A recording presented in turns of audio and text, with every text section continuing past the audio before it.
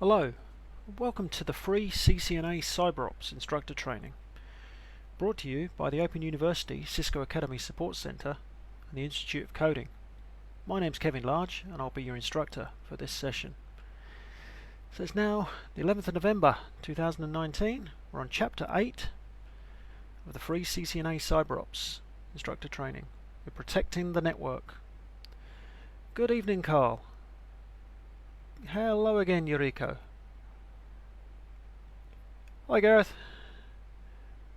Well, video number 3. CyberOps. Hi, Carl. Okay, so we've got Chapter 8, Protecting the Network, to look at. What I plan to do is work our way through some of the slides. However, I'd like to also break out to do a little bit of work using Kali Linux and on virtual machine, so Oracle VirtualBox. So being as it is now just gone 8 o'clock, I think we'll make a start.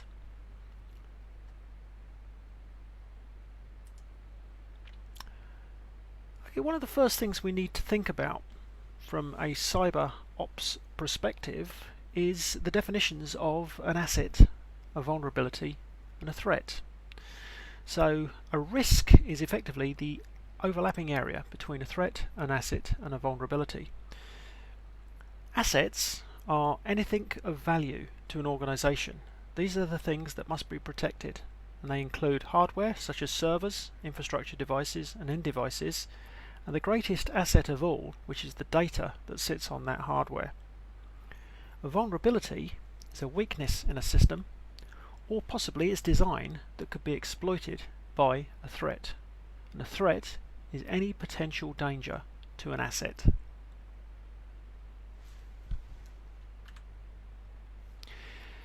Now, of course, we need to make absolutely certain that we can identify all our assets. There's no way we can look after our assets if we don't actually identify them.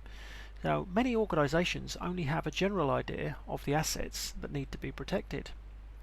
So, all of the devices and the information that's owned or managed by the organization are considered as assets. These assets constitute what's known as an attack surface that threat actors could target. So we need to make sure we have effective asset management. And asset management consists of inventorying all of the assets and developing and implementing policies and procedures in order to protect them. We need to identify where critical information assets are stored and also how access is gained to that information. So let's have a little think about an example, and what we'll do is we'll look at an e-banking example.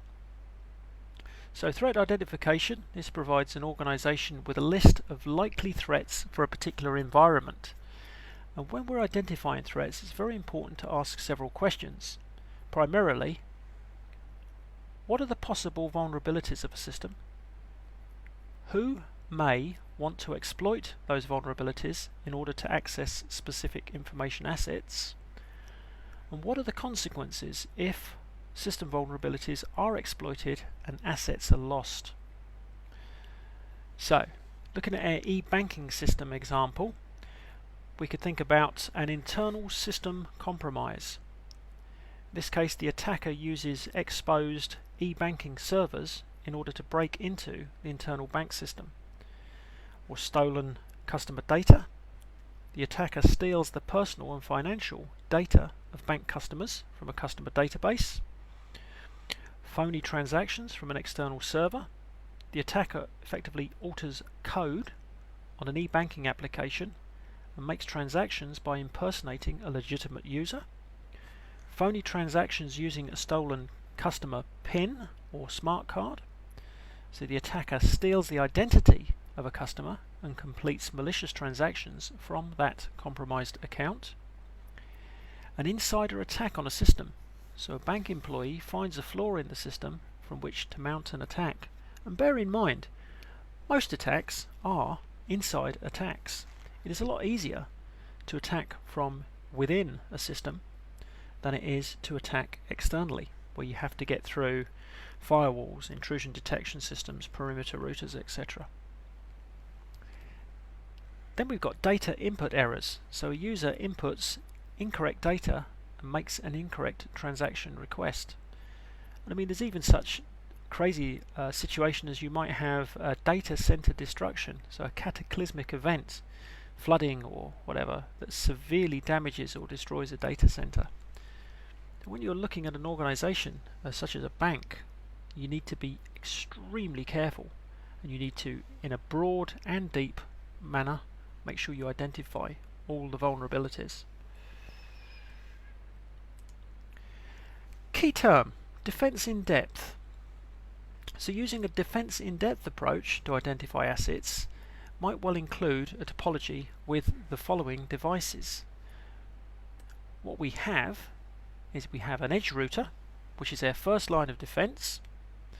The edge router has a set of rules which specify which traffic it allows or denies. It passes all connections that are intended for the internal LAN directly to the firewall. So the edge router would effectively have access control lists, which we looked at last week in the CCNA 2 video. We have the firewall. The firewall is a second line of defense. So if the edge router is broken through, we've got the firewall to contend with. The firewall is a checkpoint device that performs additional filtering, and it tracks the state of connections. So it denies the initiation of connections from outside, from an untrusted network, to an inside trusted network, whilst it enables internal users to establish two-way connections outbound to the untrusted network. It can also perform user authentication via, for instance, an authentication proxy in order to grant external remote users access to an internal network. On the other side of the firewall, we could well have an internal router providing another line of defense. So this could apply final filtering rules on traffic before that traffic is forwarded onto the destination. Now, of course, routers and firewalls are not the only devices which are used in a defense in-depth approach. We could make use of intrusion prevention systems, advanced malware protection systems, web and email content security systems, identity services, network access control, which makes use of 802.1x, and many, many more.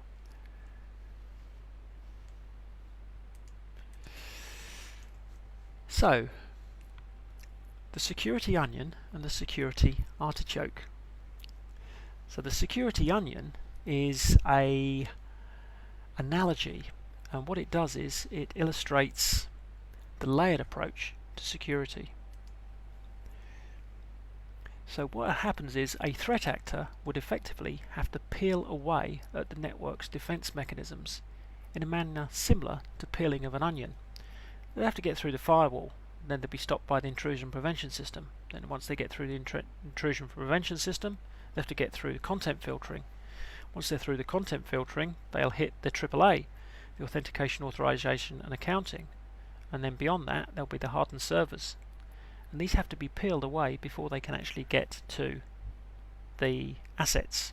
However, with the changing landscape of networking and evolution of borderless networks, the analogy really needs to be a security artichoke, and unfortunately this benefits the threat actor. The threat actor no longer needs to peel away at each layer, they only need to remove certain artichoke leaves. The bonus is that each leaf of the network may reveal sensitive data that is not well secured. So for example, it's easier for a threat actor to compromise a mobile device than it is to compromise an internal computer or server that is protected by many layers of defense. Each mobile device is a leaf, and leaf after leaf it all leads the hacker to more data. The heart of the artichoke is where the most confidential data is found, and each leaf provides a layer of protection whilst simultaneously providing a path to attack. Not every leaf needs to be removed in order to get at the heart of the artichoke. The hacker just chips away at the security armor along the perimeter in order to get at the heart of the enterprise.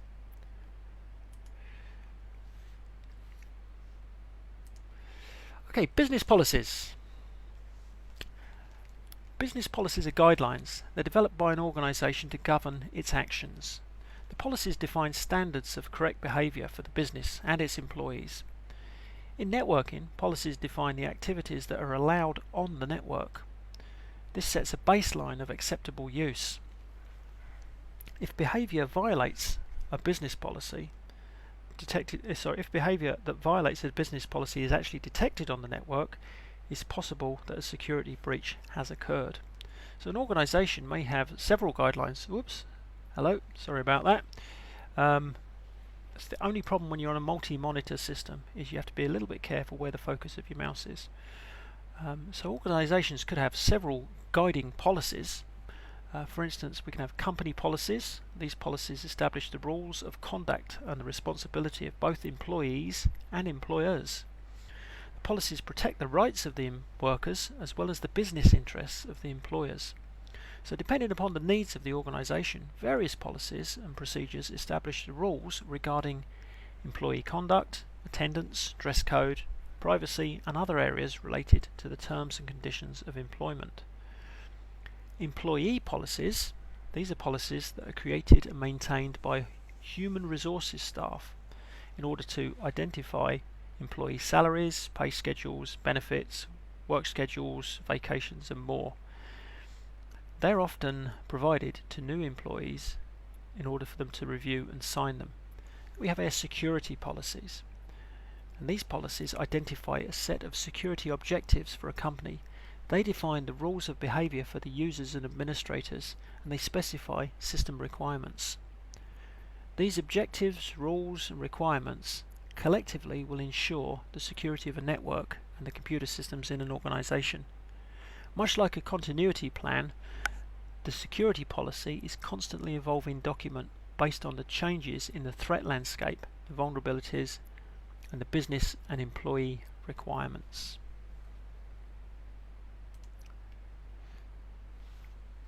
Okay, so if we have a little look at a typical security policy, we can see a 6-step policy here where we've got identification and authentication policies, password policies, acceptable use policies, remote access policies, network maintenance policies, and incident handling policies.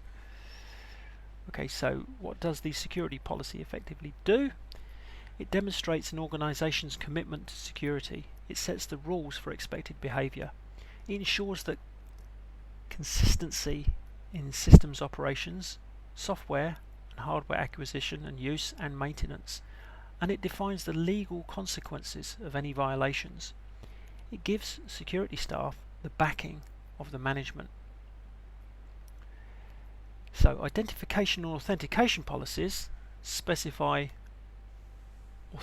authorized persons that can have access to the network resources and identity verification procedures, whilst password policies ensure that passwords meet a minimum requirement and are changed on a regular basis. An acceptable usage policy, or AUP, identifies network applications and uses that are acceptable to the organisation. It may also identify the ramifications if this policy is violated. The remote access policy, this identifies how remote users can access a network and what is accessible via remote connectivity. The network maintenance policy specifies network device operating systems and end user application update procedures. And the incident handling policy basically just describes how security incidents need to be handled.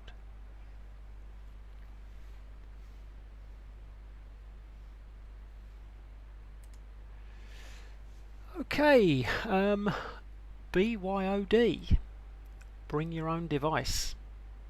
This enables employees to use their own mobile devices in order to access company resources. So a BYOD policy should include many things.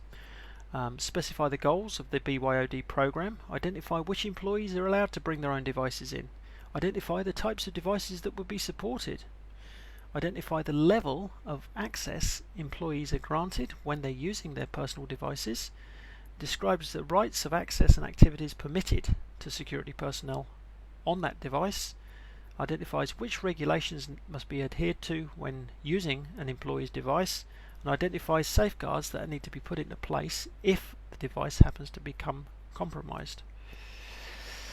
Okay, so best practice for helping to mitigate bring your own device risks would be password protected access for each device and account, manually controlled wireless connectivity, so the device only connects to trusted networks, must keep software updated to mitigate against the latest threats.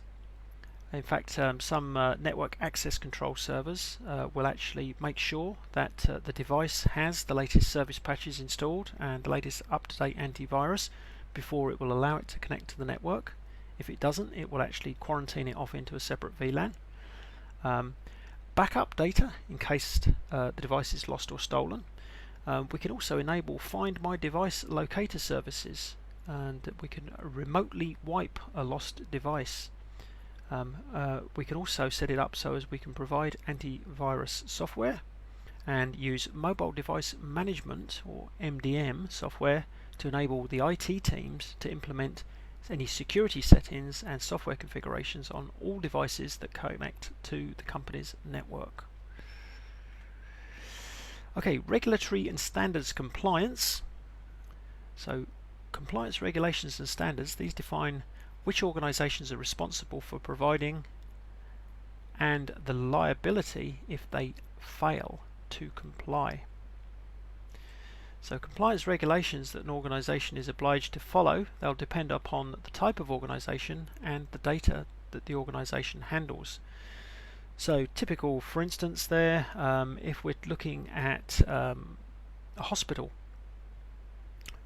you can imagine how strict and severe the regulations are regarding patients' data, and also other information, medical information has to be kept very, very safe, not just against theft but against being mixed up. You can imagine what would happen if somebody was going in for an operation and the blood type, for instance, was incorrectly specified.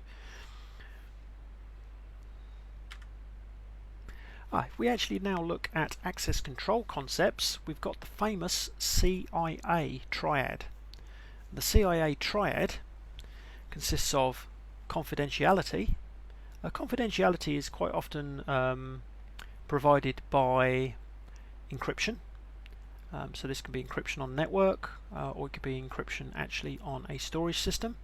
Confidentiality makes sure that only authorized entities can actually access the information. The way we actually go about doing this is if it's traffic being sent or stored, we can encrypt it. We can make use of the requirement that you have to have a valid username and a password.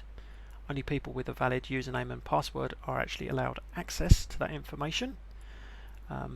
The I in CIA stands for integrity, so this is the fact that information should be protected from unauthorized alteration.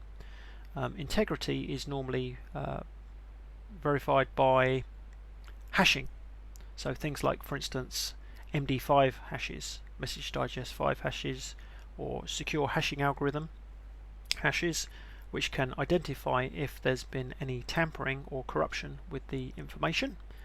And availability, this is information must be available to the authorized parties when they require it. Availability is brought about by making sure that you have redundancy built into your system or your network. So if it's a network, redundant devices, redundant links. If it's a server, for instance, you would have data storage redundancy in the form of possibly RAID, redundant array of inexpensive disks, where data is written across multiple hard disks. So if we have a hard disk failure, we don't lose any information. And also backing up information, backing up to tape drives or backing up even to the cloud. Wherever you back it up to, you should always make sure that your backup is off-site. So CIA triad, confidentiality, integrity, and availability. Availability, by the way, should be at least 5 nines. What we mean by 5 nines is that the information is available to people who are authorized to see it, 99.999% of the time. Many organisations will go well beyond that level. 5 nines, they'll go to 6 nines, 7 nines. If you think of Google, Google's always there. If you ever go to Google and Google's not there, it's not a problem with Google, it's a problem with your system, because Google is always there. So they'll be well beyond 5 nines availability. Access control methods. Basic access control methods would include mandatory access control. This applies the strictest access control. This enables user access based on security clearances. DAC, or discretionary access control. This allows users to control access to their data as the owners of that data. Non-discretionary access control. Access is then based on roles and responsibilities. This is also known as RBAC, or roles-based access control. We've got attribute-based access control, where access is based on attributes of the resource that's being accessed, the user accessing it, and environmental factors such as the time of day. Another key concept to bear in mind is access control models. Another access control model, I should say, is the principle of least privileges, which states that a user should be granted the minimum amount of access required to perform their work function. Now, I know probably many people would understand this one, but quite often when you're working in an environment, you think to yourself, this network is locked down so hard I can't actually get on with my job properly. In that particular case, they've taken things just a little bit too far. You need to obviously make sure that your employees can actually do the work they're supposed to do, but you need to make sure they don't have access to anything that's not necessary, anything beyond that level that's required to get them to do the job that they need to do. AAA, authentication, authorization, and accounting. Okay, this is a scalable system for access control. Authentication. Basically, who are you? Prove to me who you are. Users and administrators must prove who they say they are. We would normally do this using usernames, passwords, possibly one-time passwords, access dongles and things like that. Authorization. This determines which resources the user can access and which operations the user is allowed to perform. So after the authentication stage, who are you? Authorization comes in, which is what are you allowed to do? What are you allowed access to? And then accounting. Accounting records what the user has actually done. So this is logging. So we've got authentication. Who are you? Prove to me who you are. Username and password, for instance. Authorization. What are you allowed to do? So these are permissions. And accounting. What have you done? In other words, we're going to log what you've done. And this is done by the use of AAA. Now, AAA could be local, it could be set up locally on the router, or it could make use of an external server, like for instance a Radius server, remote access dial-in user system, or Cisco's TACACS server. TACACS standing for Terminal Access Control System. So AAA authentication, two common methods. Local AAA authentication. So this method authenticates the users against a locally stored username and password database, often used on routers. So local AAA is ideal for small networks. And then we have server-based AAA authentication. In this method, we authenticate against a central AAA server, Radius TACACS. This contains usernames and passwords for all users. Server-based AAA authentication is appropriate for medium to large networks. Okay, so we can see in the slide here, on the left-hand side we've got local AAA authentication off a router. On the right-hand side we've got server-based AAA authentication, where the router actually communicates with what's known as a Cisco Secure ACS server. That supplies basically TACACS, Terminal Access Control System. The AAA server has accounting logs so the accounting provides much more security than just authentication. The AAA servers keep a detailed log of exactly what the authenticated user does on the device. Once the user has been authenticated, the AAA accounting process generates a start message to begin the accounting process, and when the user finishes, a stop message is recorded and the accounting process ends. Typical types of accounting for AAA would consist of network accounting, where we're capturing information such as packet and byte counts, for instance in and out of interfaces. Connection accounting captures information about outbound connections. This would include IP addresses, for instance. Exec accounting captures information about the user shells. So these are remote access shells, for instance, or even local shells onto a system, including the username, date, start and stop time, the access, server's IP address. System accounting, this would capture information about all system level events. Command accounting would capture information about the executed shell commands. And resource accounting, this captures start and stop record support for any calls that have passed the user authentication process. Okay, network intelligence communities. Very important. We have various threat intelligence organizations such as CERT, SANS, MITRE, and they offer detailed threat information which is vital to cybersecurity practice. It's well worth looking at the websites of these organizations. Cisco have a good informational source, of course. So Cisco do a cybersecurity report. They offer their cybersecurity report annually, and this provides an update on the state of security preparedness and also expert analysis of top vulnerabilities and factors behind the explosion of attacks using adware, spam, etc. We have security blogs and podcasts. For instance, Talos, we can see Talos on there. This is another Cisco incentive. These help cybersecurity professionals understand and mitigate emerging threats. So Cisco Talos, this is a threat intelligence service which allows for the exchange of threat information such as vulnerabilities and also what they call IOCs or indicators of compromise, and also mitigation and detection techniques. So the Cisco Talos, this collects information about active, existing and emerging threats, and Talos then will provide to its subscribers comprehensive protection against these attacks and malware. We've got FireEye. FireEye, this is another security company that offers services that help enterprises secure their network.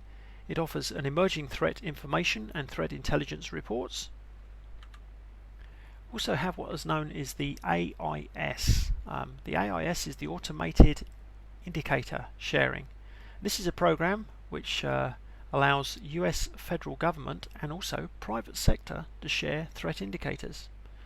So AIS creates an ecosystem where as soon as a threat is recognized, it is immediately shared with the community.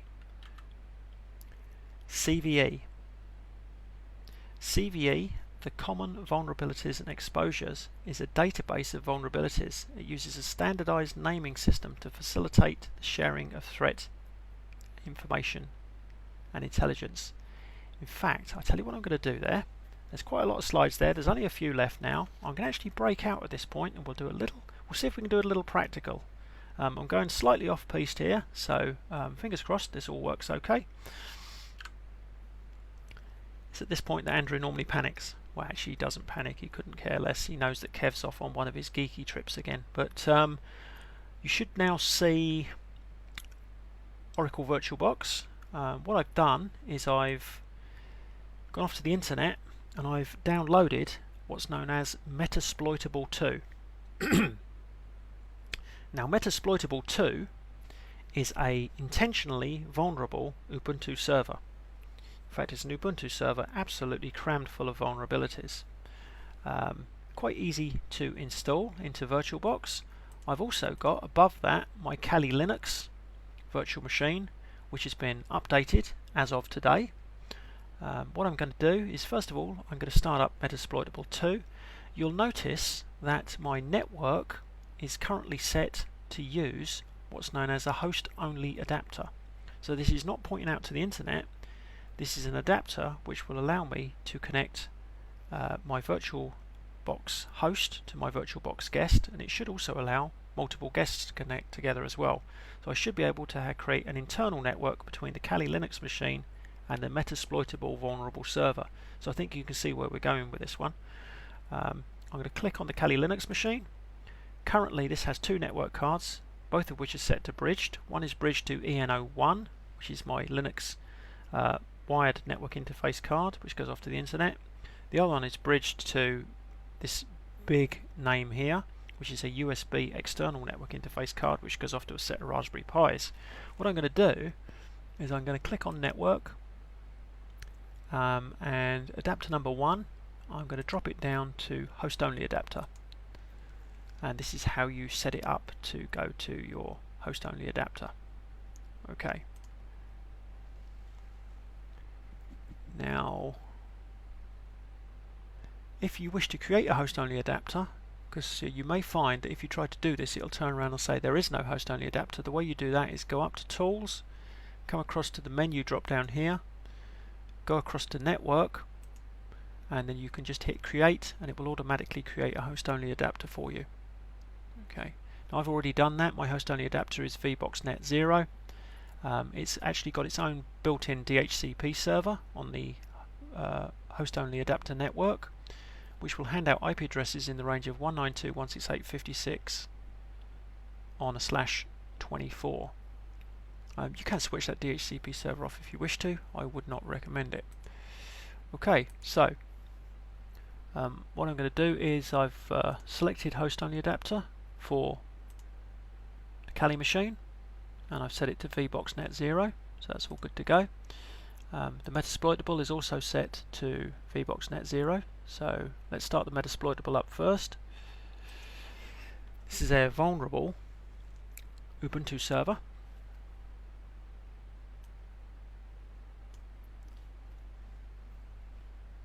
We'll actually let that load first. It doesn't take very long to load, and we are slightly ahead of the game here.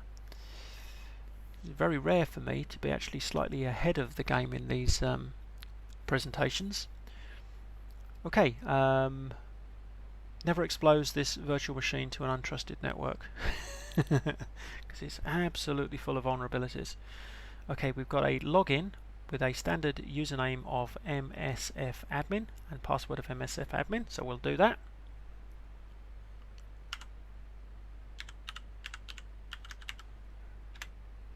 And password of msfadmin. Okay, that's good, we're in. I can do an IPA to see what IP address we've got. I've got the IP address 192.168.56.101. Okay, so this machine is on .101. I'll now start my Kali Linux machine, and we'll just have a little look and see what we can find. Now this Kali Linux machine is the one that I used when I made the video on how to install Kali Linux using an OVA to VirtualBox.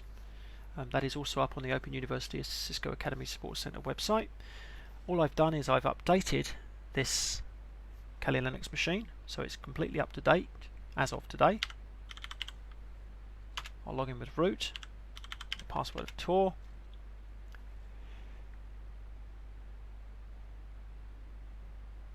and hopefully we'll get a display, which we have. Excellent. I will now open up a terminal window. Okay, and I'll just check to see if we got an IP address. We do indeed have an IP address. We have an IP address of 192.168.56.102. So this is good. We've got the Kali Linux machine on 192.168.56.102. Metasploitable is on 192.168.56.101. So it should be possible to ping the Metasploitable 192.168.56.101. Yes, this is good. Okay, so now we can have a little bit of fun. Now of course your Linux ping will carry on pinging forever until you hit Control C. I'm going to hit Control L to clear the screen. and what we'll do is we'll do a quick reconnaissance. So we'll actually scan the entire subnet, do an nmap -SP, which is a ping scan of 192.168.56.0 on a /24. We'll just see what's up and listening. Now what it should find is it should definitely find a metasploitable. I'm not sure what else it will find actually, because this is the first time I've actually done this way. There is only going to be the metasploitable server, and let's have a little. That's interesting. We've got 56100 and 56101 and 56102. That's actually found more devices than I thought. It is interesting. Two of them are Oracle VirtualBox NICs. So what it's done is it's taken the first 24 bits of the MAC address and it's looked at the vendor code for that, and it said that MAC address belongs to Oracle VirtualBox. Okay, so this is good. So we've got a metasploitable machine, which I think was on 101, and then we've got a Kali Linux, which is on 102. I believe that was correct. Let's just bring that metasploitable back up again. Yep, metasploitable's on 101. Okay, I don't know what 100 and .1 is, but one of them is probably the VirtualBox DHCP server. Now we've done a ping scan, what we'll do is we'll have a little closer look at the metasploitable system. We'll put in 101, and instead of doing a version scan, a ping scan, we'll do a version scan now, and we'll also do an operating system fingerprint.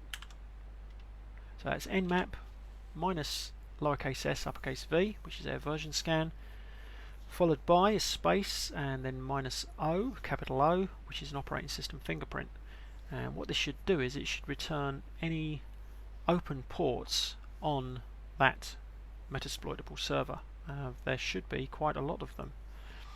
It will also hopefully tell us the applications that are running behind those open ports, which gives us a good idea of vulnerabilities. Oh my goodness me, look at that lot. Okay, so if you actually found a server that looked like this out on the internet or in some organization, you need to go off and find the network manager, take them outside and shoot them, because this is not good. Okay, every open port of course is a vulnerability. It's a open pathway potentially into the server. What have we got? We've got port 21, which is FTP. It's telling us that that is running the application VSFTPD. That's very secure file transfer protocol daemon, version 2.3.4, obviously not set up in a secure fashion at the moment. We've got port 22, which is SSH. This is absolutely amazing. Port 23, Linux Telnet. We could have some fun with this. Postfix, which is email server. So Postfix, this is a simple mail transfer protocol daemon. So SMTP is used to send emails. That's on port 25 TCP. Goodness me, there's a DNS server there. So that's ISC bind 9, version 9.42, running on TCP, port 53. DNS also runs on UDP. We've got a web server. Goodness me, this is just absolutely unbelievable. Samba servers, which basically use the SMB protocol, which is what Windows uses on the network for sharing files. Whew. Holy smoke. Well, there you go. There's some vulnerabilities there. Now, what I really wanted to show you was this. I've actually installed a piece of software, and I'll see if I can find in my history file how I did this. Let's see if I can go back far enough. OpenVAS. OpenVAS. OpenVAS is an open source vulnerability scanner, and it's basically very much like Nessus, but Nessus is not fully open source anymore, so OpenVAS is. You need to be connected to the internet, obviously, to install this, and when you set it up you also need to make sure you're connected to the internet, because the first time you run it with OpenVAS setup, and what it'll do is it'll pull the common vulnerabilities and exposure database items across the web. So these common vulnerabilities and exposure database items will actually be used in order to check the vulnerabilities on a system. Now, like I say, this is all pretty much flying by the seat of your pants here, but let's see if we can actually get this to work. Open VAS, start. Okay. Now what this is going to do is it's going to start the Open Vulnerability Assessment Server running on port 9392 on the local host, in other words 127.0.0.1. So we should be able to browse to port 9392 using a web browser, and this will give us access to the Open Vulnerability Scanner. Now I must admit that seems to be taking a rather long time to start, but I'll give it a little bit longer.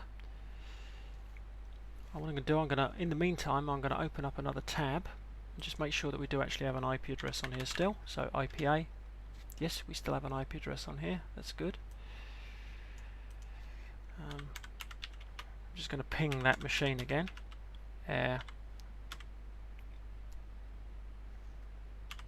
Metasploitable machine, which was on 101. Yeah, he's still there. Okay, has actually anything happened here? Yes, excellent, it's loaded. So bear in mind it does take a little while to load. Great, that's fantastic. Okay, now I will make a video on precisely how you set up OpenVAS, because otherwise you might get a little bit confused. I must admit it is a little bit confusing if you haven't used Linux much before. It generates a password, very long password, which I've already put into the web browser and saved it. That's why I've got the username admin and the password already there. I'm going to log in, and then we will see if we can run OpenVAS against a Metasploitable host. Real world vulnerability scanning. Okay, so we want to go to tasks. Okay, we'll let this little countdown wizard go down,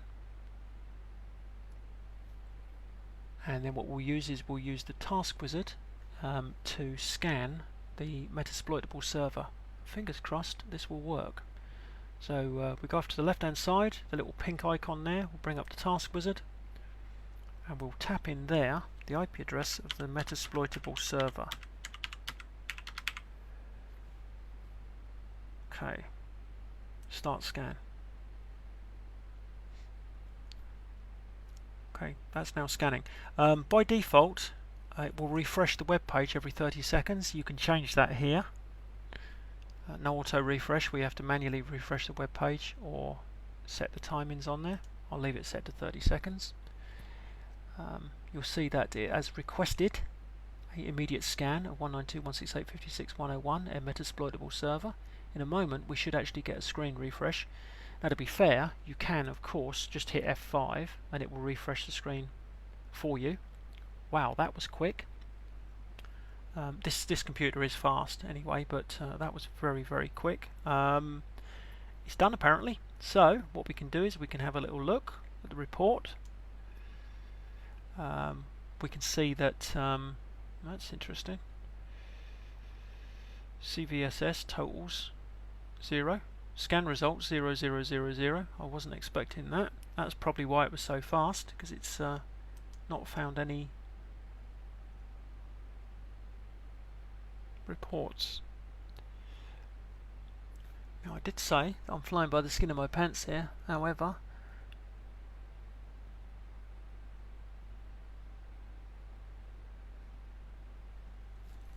I am scanning the right machine, aren't I? Surely.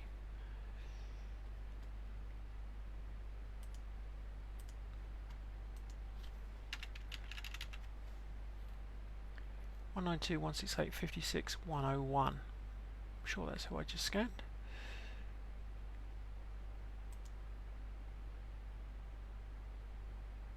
So we've done one task. That was 56101. That's very odd. Scan it again. Don't fully understand that. That's better. At 1% now. Just hitting the F5 now to refresh the scan.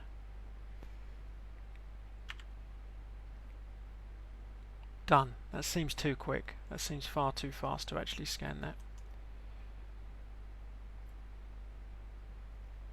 No, that's not actually finding any vulnerabilities on that system, which is crazy because it's absolutely full of vulnerabilities. Okay. Well, it just goes to show that not everything when you're making a video goes to plan. I would have actually run this earlier if I'd have had time, but it just seemed like a nice thing to show you. Obviously I need to have a little closer look at it, but my intention is anyway to make a video of how you set up your Kali machine with OpenVAS and how you go about scanning. So I will do that.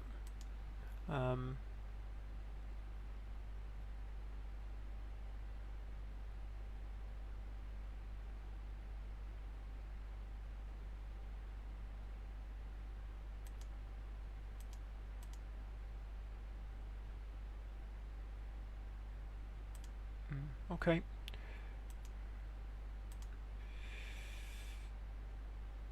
It's very, very strange. It's even stranger because Nmap worked fine. When I did an Nmap scan, I won't bother doing an operating system fingerprint, but when I did an Nmap scan of 56101, you remember we saw all those ports pop up? Okay. And the moral of this story is always make time to test something before you actually do a video of it. But I thought I'd throw that one in because it just looks such a useful program. And being open source as well, I just absolutely love using open source programs.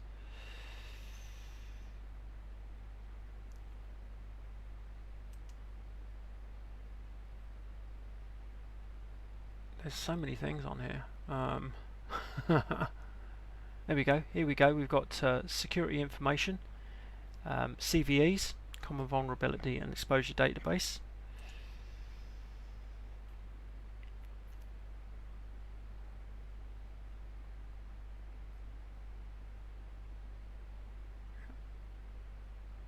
So these are the CVE files I think that are actually loaded into the system. Okay, anyway, that intrigues me as to why that finished that scan so fast. Makes no sense.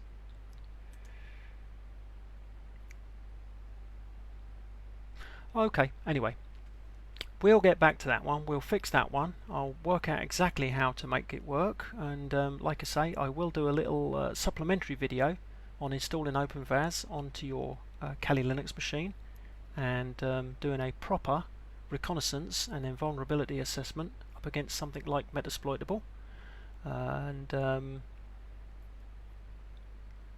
we'll drop back to the PowerPoint presentations, and I think we're very near the end of the slide. So threat intelligence, CVEs. We've also got threat intelligence communication standards. So cyber threat intelligence standards such as STIX and TAXII. So these facilitate the exchange of threat information, and they do this by specifying data structures and communication protocols. So STIX specification for exchanging cyber threat information between organizations. We've also got TAXII, which is a specification for application layer protocol that allows for the communication of CTI, which is cyber threat intelligence, over HTTPS. It's a relatively small chapter. There was only 27 slides there. Next week we're going to be looking at chapter 9. This is a fascinating chapter. This is cryptography and public key infrastructure.